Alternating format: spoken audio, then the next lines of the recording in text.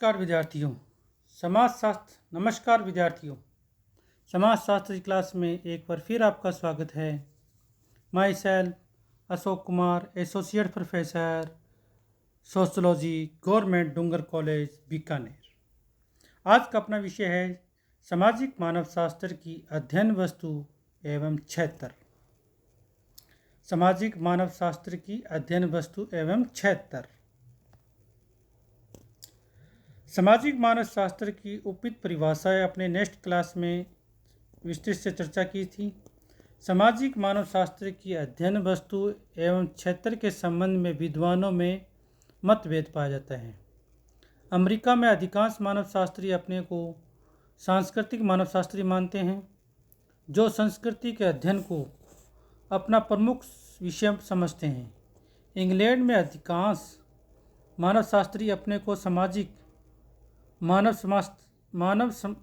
शास्त्री कहते हैं। इंग्लैंड में अधिकतर मानव शास्त्री अपने आप को सामाजिक मानव शास्त्री कहते हैं। वे सामाजिक संगठन एवं सामाजिक संरचना को अपने अध्ययन में सम्मिलित करते हैं। प्रथम परंपराओं के लोग जो अपने को संस्कृति के अध्ययन से संबंधित मानते हैं, टेलर ओवास से प्रेरणा प्राप्त करते हैं। दूसरे परंपरा के लोग जो अपने आप को समाज के अध्ययन से संबंधित मानते हैं, दुर्खियम रेडक्लिफ ब्राउन के विचारों से प्रभावित हैं। लूसी मेयर ने कहा है कि अधिकांश वर्तमान सामाजिक वैज्ञानिक अपने विषय को समाजशास्त्र की एक शाखा के रूप में मानते हैं। इसी प्रकार रेडक्लिफ ब्राउन ने उसे तुलनात्मक समाजशास्त्र की संज्ञा दी है। इससे यह निर्देश मिलता है कि हम सैद्धांतिक समाजशास्त्र की तरह सभी प्रकार के मानव समाजों में सामान्य नियम ढूंढते हैं। अब अपने बात करते हैं सामाजिक मानव शास्त्र की अध्ययन क्षेत्र वस्तु क्षेत्र। सामाजिक मानव शास्त्र की विषय वस्तु या अध्ययन क्षेत्र को अधिक स्पष्टता के साथ समझने के लिए यहाँ पर विचार कर लेना आवश्यक है कि सामाजिक मानव शास्त्री किन किन बातों का अध्ययन अपने विषय के अंतर्गत नहीं करते। नंबर 1, सामाजिक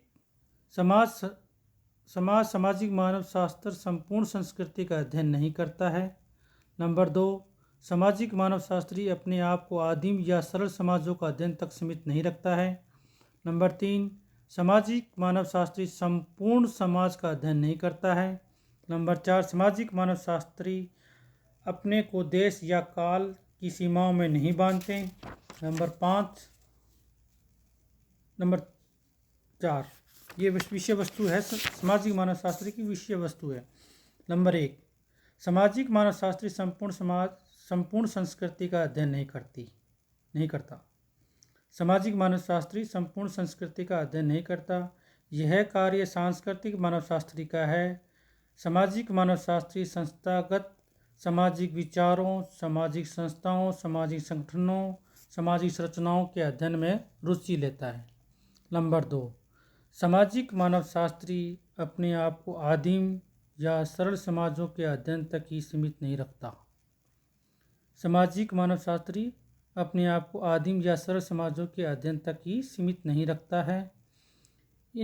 इतना स्पष्ट है कि ऐसे समाजों के अध्ययन में उनके लघु आकार, सीमित जनसंख्या, सरल प्रौद्योगिकी तथा अध्ययन की सुविधा आदि को अध्ययन में रखते हुए रुचि ली है। लेकिन यहाँ हमें यह नहीं भूलना चाहिए कि उसने इस प्रकार के अध्ययन से प्राप्त ज्ञान के आधार पर आधुनिक जटिल समाजों को समझने का प्रयत्न किया है। उसका अध्ययन वर्णनात्मक अध्ययनों से विश्लेषणात्मक एवं तुलनात्मक अध्ययनों की ओर गया है। नंबर 3, सामाजिक मानव शास्त्र संपूर्ण समाज का अध्ययन नहीं करता है। क्या कहते हैं? सामाजिक मानव शास्त्र संपूर्ण समाज का अध्ययन नहीं करता है। वह अपने अध्ययन के लिए समाज के कुछ पहलुओं को चुन लेता है। इस संबंध में इवान स्पिरसाइड ने लिखा है कि सामाजिक मानव शास्त्र सामाजिक व्यवहार का सामान्यतः उनके संस्थागत स्वरूपों में, जैसे परिवार, नातेदारी व्यवस्था, राजनीतिक संगठन, कानून विधियाँ, धार्मिक पूजा पद्धतियों आदि का तथा ऐसी संस्थाओं के बीच पाए जाने वाले संबंधों का अध्ययन करता है। सामाजिक मानव शास्त्री इन्हीं सब बातों का अध्ययन करता है, न कि समग्र समाज का। नंबर 4, सामाजिक मानव शास्त्र अपने को देश या काल की सीमाओं में नहीं बांधता। वह किसी देश विशेष अथवा विशेष समय के लोगों का ही अध्ययन नहीं करता, बल्कि सामाजिक मानव शास्त्रियों ने विश्व के विभिन्न भागों में लोगों के अध्ययन में रुचि दिखाई है। जहां उन्होंने समकालीन आदिम समुदायों का अध्ययन किया है, वहां साथ ही वे सब प्रौद्योगिकी समाजों में कार्य करने की ओर भी प्रवृत्त हुआ है। अनेक सामाजिक मानव शास्त्रियों ने ग्रामीण अध्ययन भी किए हैं। उन्होंने कृषक समाजों के अध्ययन में भी रुचि ली है। इस दृष्टि से सामाजिक मानव शास्त्र का क्षेत्र काफ़ी विस्तृत है। अब अपने बात करेंगे विद्यार्थियों, सामाजिक मानव शास्त्र की क्या क्या विशेषताएं हैं। सामाजिक मानव शास्त्र की निम्नलिखित विशेषताएं इवान परसाइड ने इनका अध्ययन क्षेत्र के आधार स्पष्ट करने का प्रयास किया है। नंबर 1, सामाजिक मानव शास्त्र सामाजिक व्यवहार का सामान्यतः संस्थागत रूपों में अध्ययन करता है। नंबर 2, सामाजिक मानव शास्त्र विशेषतः आदिम समाजों का अध्ययन करता है और उनकी आधुनिक सभ्य समाजों से तुलना करता है।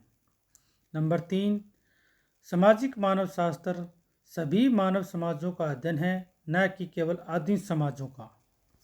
नंबर 4, सामाजिक मानव शास्त्र के अध्ययन का भौगोलिक फैलाव काफ़ी विस्तृत है। नंबर 5, सामाजिक मानव शास्त्र में अध्ययन समाजों का अध्ययन किया जाता है। सामाजिक मानव शास्त्र में समाजों का अध्ययन किया जाता है, न कि संस्कृतियों का। ये अपने सामाजिक मानव शास्त्र की विशेषताएं हैं। 6 पॉइंट इनकी विस्तार से अपने आप चर्चा करते हैं।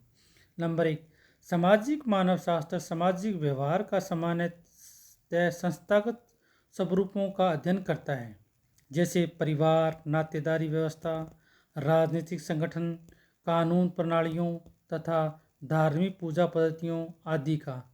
ये विज्ञान इन विभिन्न संस्थाओं के बीच पाए जाने वाले संबंधों का अध्ययन भी करता है। नंबर 2, सामाजिक मानव शास्त्र विशेषतः आदिम समाजों का अध्ययन करता है और उनकी आधुनिक सभ्य समाजों से तुलना करता है। आकार की लघुता, सीमित जनसंख्या, सरल प्रौद्योगिकी, सरल अर्थव्यवस्था तथा सामाजिक प्रकारों के कम विशेषीकरण के कारण इन आदिम या सरल समाजों का सरलता के साथ अध्ययन किया जाता है। नंबर 3, सामाजिक मानव शास्त्र सभी समाजों का अध्ययन है, न कि केवल आदिम समाजों का, परंतु व्यवहार रूप में तथा सुविधा की दृष्टि से इनका अध्ययन अधिकांशतः आदिम या सरल समाजों की संस्थाओं में रहा है। सामाजिक मानव शास्त्री आदिम समाजों में भाषा, कानून, धर्म तथा राजनीतिक एवं आर्थिक संस्था आदि का अध्ययन करता है। यह आदिम समाजों से अपने अवलोकनों के आधार पर प्राप्त तथ्यों की व्याख्या करते समय इनकी तुलना अपने समाज से करता है। नंबर 4, सामाजिक मानव शास्त्र के अध्ययन का भौगोलिक फैलाव काफ़ी विस्तृत है। विभिन्न मानव शास्त्रीय अध्ययनों का अवलोकन से ज्ञात होता है कि सामाजिक मानव शास्त्री एक अथवा दूसरे प्रकार की सामाजिक संस्थाओं के अध्ययन में रुचि लेता है। सामाजिक मानव शास्त्र के अध्ययन का भौगोलिक फैलाव काफ़ी विस्तृत है। विश्व के विभिन्न भागों में फैले लोगों का, उनके समाजों एवं उप समाजों का अध्ययन करता है। इस विज्ञान का अध्ययन क्षेत्र काफ़ी फैला हुआ है। इसमें राजनीतिक संस्थाओं, धार्मिक संस्थाओं, रंग, लिंग भेद, लिंग या पद पर आधारित वर्ग व्यवस्था, अंतरों, आर्थिक संस्थाओं, कानूनों तथा अर्ध कानूनी संस्थाओं, विवाह, सामाजिक अनुकूलन तथा संपर्क, सामाजिक संगठन या संरचना का अध्ययन करता है। इसके अंतर्गत नातेदारी, परिवार, आचरण, कानून, आदिम कला विज्ञान, भाषा एवं प्रौद्योगिकी आदि का भी अध्ययन आता है। नंबर 5, सामाजिक मानव शास्त्र में समाज का अध्ययन किया जाता है, न कि संस्कृतियों का। सामाजिक मानव शास्त्र में सामाजिक संबंधों का, एक समाज के सदस्यों के बीच पाए जाने वाले संबंधों तथा विभिन्न सामाजिक समूहों के आपसी संबंधों का अध्ययन किया जाता है। विभिन्न आपसी सामाजिक संबंधों का अध्ययन किया जाता है। इवान परसाइंड की मान्यता है कि संस्कृति से संबंधित समस्याएं और समाज से संबंधित समस्याएं दोनों ही समान रूप से महत्वपूर्ण हैं, फिर भी संरचना संबंधी अध्ययन पहले किया जाना चाहिए। सामाजिक मानव शास्त्र में विभिन्न संस्थाओं का अध्ययन सामाजिक संरचनाओं के अध्ययन के रूप में किया जाता है, न कि आत्मनिर्भर पृथक इकाइयों के रूप में किया जाता है। विद्यार्थियों, नेक्स्ट क्लास में अपने बात करेंगे सामाजिक मानव शास्त्र के उद्देश्य एवं प्रकृति क्या है। धन्यवाद।